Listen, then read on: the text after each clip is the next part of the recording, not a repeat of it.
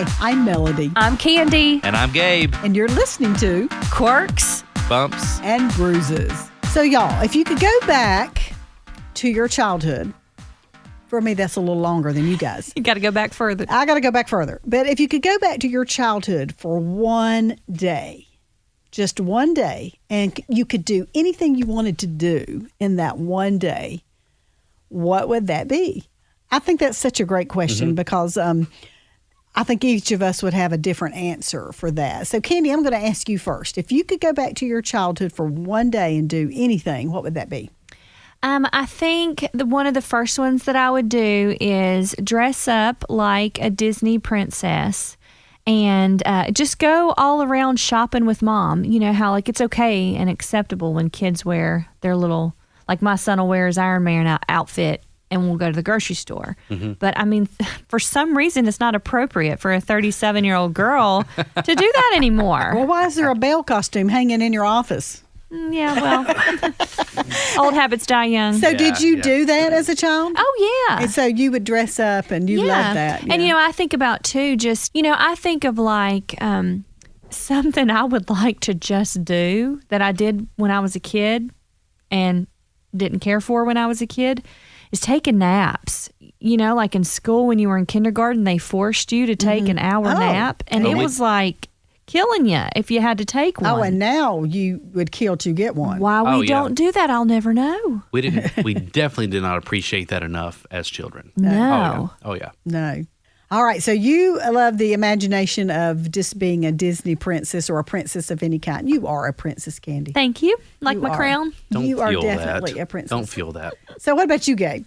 Well, a typical day for me as a kid would be outside. We did not spend the day inside. I mean, we had, you know, Nintendo 64 and PlayStations and we had all that, but that was only for, you know, late at night after dark or if it was raining. Other than that, you were outside being active, doing stuff. being a kid. Being a kid, yes. Plus, I grew up way out in the country, up in the mountains of West Virginia, so there were just hundreds of things to do, it seemed like, outside. And we would build all these paths through the woods and ride our bikes through the woods. We had a giant yard, but we would go up through the woods. Dad said he got tired of fixing flat tires because I'd run over briars and stuff. Like every day after work, he said he'd come home, I'm sitting on the front porch just bored as can be because he'd have to fix a flat tire so I could go ride again for supper. Because he was going over the river and through the woods to grandmother's house. That's right. It. Yeah. But we did. And then up behind our house, you know, West Virginia's coal mining country. So there would be strip mines where they would cut these roads through the mountain. So we would ride on all these roads. And it's a wonder we survived our childhood because there would be ponds up there. I mean, like in the wintertime, they'd freeze over and we would walk out on the ice and like stuff that was just not smart. And you didn't have a cell phone to check in with Mom every 2 minutes. No. And Mom would come out and she would holler on the porch and holler for us, and we would hear eventually and come in for supper because we was so far out in the country there weren't street lights. You know, the thing is, come in when the street lights come on. No, we was too far out in the country for that. But we would just ride our bikes and just have a good time outside, being a kid, being active, and we built forts out up in the woods, do that, and just we had a cool fort. It had a vinyl siding and everything. What? Okay. Share that, please. Yes. Well, the people, Philip and Marie, a couple houses around the holler, they redid their house. Wait. I can't even Around follow the you. what? There was a couple hollers over. What's a holler? Who's hollering? No, around the mountain. You know, if you go in a little dip, it's a holler. You go around the mountain, and it was Patterson Mountain was the name of the mountain we lived on. Not a holler. So you go. Well, there's hollers in the mountains. So you go around the mountain. And Philip and Marie it was a couple curves, you know, around a couple hollers over, and they redid their house. They remodeled and they redid the siding on their house. So you had a bunch of leftover lumber and stuff. So we built a fort, and my dad always did woodworking and stuff too. And we built a fort out of just old wood and lumber that Dad had. And then whenever Philip redid his house, he said, "Yeah, y'all can take whatever you want." So one side of our fort had brown vinyl siding because it was like scraps from That's Philip awesome. doing siding on his house. We had a tarp as a roof on it, and it was cool. I mean, we just had all over the place. Have you been back to those woods? Because I know you go home a lot. Have you been back into those woods to see if that was still standing? That is something I want to do, and my parents don't live in that house anymore.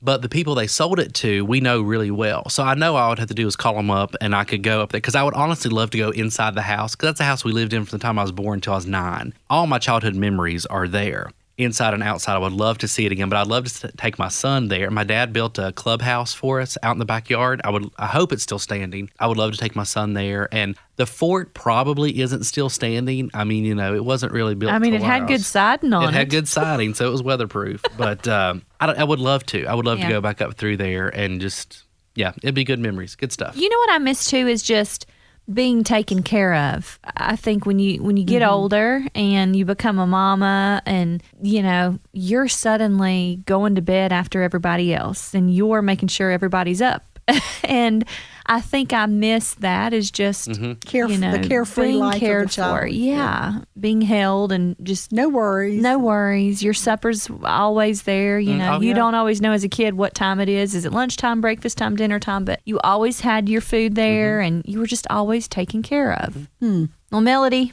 we joke and say it's been a while for you. Well, it has. Compared to you guys, it's been a while.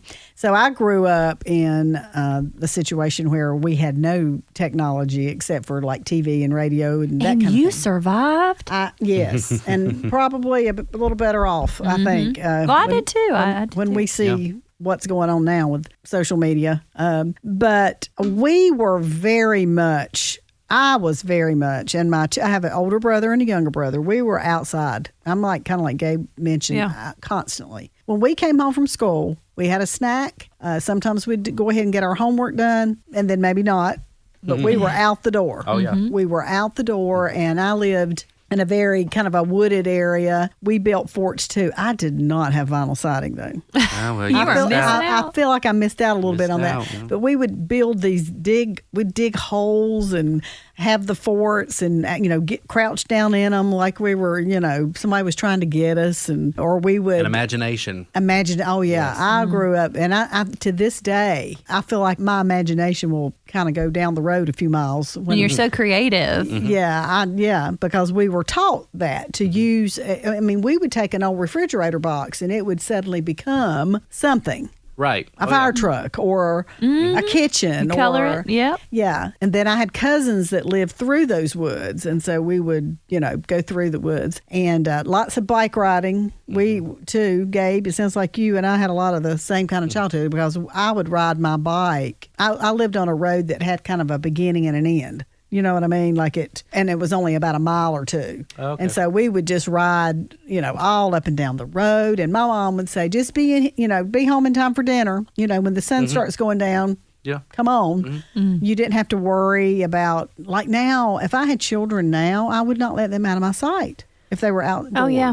We have unless I had a gated backyard. We have a backyard, with a privacy fence, and it's locked both entrances, but I still feel uneasy if I'm not, even if I can look at them out of the kitchen window while I'm doing dishes, I can see them playing, I cannot physically be at rest unless I am out there with them. So times have changed, and I mean, thinking that you could just tell your child to, first of all, I don't even think my child could listen to those rules. Come home when the street lights come on. It's been a long time for me too, but I can't even imagine me being able to do that when I was a little girl. Yeah, but I'm sure you did. I'll tell you a funny story. We had moved into our new house, and I was probably 3 at the time, and my mom thought that my grandmother was watching me. She was supposed to be watching us as we were playing outside while they were moving the boxes in, and my grandmother apparently wasn't watching me as well as she should have been. And a man pulled up in a truck with me in the middle of the seat. Now, I was just standing on the seat, and my mom had come outside and realized, Mom, where's Candi at?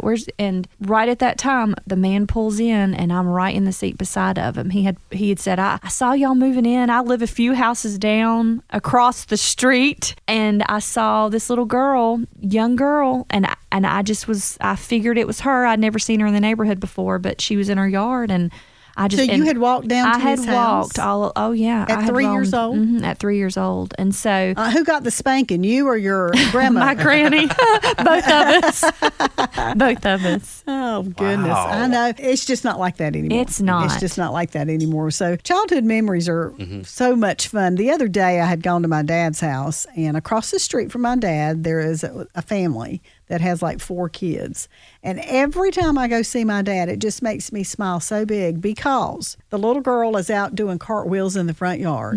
The older boy is shooting basketball. There's another little boy on a tricycle, another little girl sitting on the steps with her doll. And I can tell because every time I go, these kids are outside, that mom does not let them just sit inside and watch TV or do videos. Good for her. That kind of thing. I used to love to do cartwheels in the grass, and that kind of thing. Just get outside and enjoy, the nature of all that's around us and looking at the leaves and that. We used to pile up leaves during fall. Oh, I know where this is going. One time I was not very smart.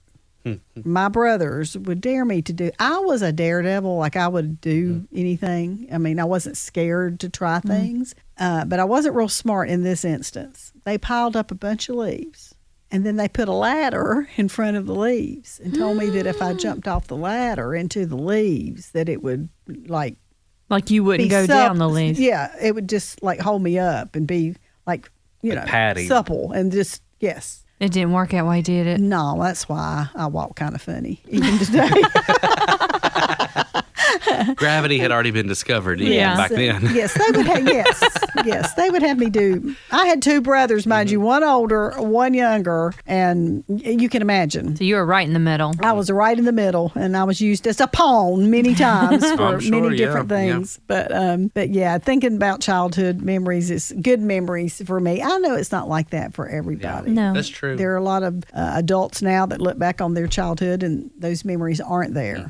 And kids that are right now going through, I work with some kids at our church that just have some horrendous family situations. And so not everybody can say that they've had those good memories. So if you are one that does, that is something, y'all, that every single day when I'm doing a prayer time, that is one thing that I thank God for every day. And what is that? My childhood. Oh, Yeah, being brought up in a Christian home with parents who love the Lord and took me to church. And through that process, I was saved at church, hearing a sermon when I was 10 years old. And then just the life that they provided for me, which was a fun, happy childhood. And that is something I thank God for every day because that can really have such an effect on where your life goes. it can. And so if y'all aren't doing that, Gabe and Candi, thank God every day for the life that God has given you. Because I know both of your parents, and they're just such great people. Oh yeah, and that you said that shapes us. So it's how important that is for us, anyone listening that have children, to make sure church is a priority. Make sure that teaching them is a priority. Make sure that all those things are there because that truly will shape their lives. If things aren't made important and a priority when they're young, and when they get older, you can't just suddenly start making that. I mean, it's got to be taught young. And I had a very similar situation. Just great family, great upbringing in a Christian home, in church. Yeah. If I didn't know any better, I'd say I was born in church. That's how often we were in church. Sunday morning, Sunday night, Wednesday night. That's right. Every time the doors That's right. were open. I was born on a Sunday morning, and I'm pretty sure the following Sunday I was in church. Oh, yeah. I'm pretty sure Yeah. I was there at a week old, and maybe even that first Wednesday night. I don't know. But yeah, similar for me as well. And it's very important to make that a priority. I tell my daughter, she doesn't have children yet. I keep telling her time is a ticking, but no grandbabies for me yet. But I told her, I said, taking your kids to church will not assure them of salvation. Putting them in a private Christian school will not assure them of salvation. But your chances and your odds are a little better just because, not that you have to put them in a Christian school. I'm not saying that, but having them grow up in a home where Jesus is taught. They're around other children that are learning about Jesus as well. Just so important, I feel like, because it gives them the foundation. So when they are older and they're trying to make decisions about something, it could be that verse. Trust in the Lord with all thine heart. And What lean happens for us. Yeah. Lean not into thine own understanding. Acknowledge him in all ways, and he will direct your paths. Those verses that we learn, they come back. They come back when we're trying to make, even as adults, I do that. Those verses will come back to me as I'm trying to make decisions. So I'm thankful for my childhood. It sounds like you two are thankful for your childhood, and we hope that you're thankful for your childhood as well. So today, take a moment and think about the question we started with a few minutes ago. If you could go back to your childhood for one day and do anything that you wanted to do, what would that be? Thanks for listening to the Quirks, Bumps, and Bruises podcast with Melody, Candi, and Gabe. If you enjoyed the show, please take a moment to subscribe, rate, and share the podcast. You can learn more at joyfm.org.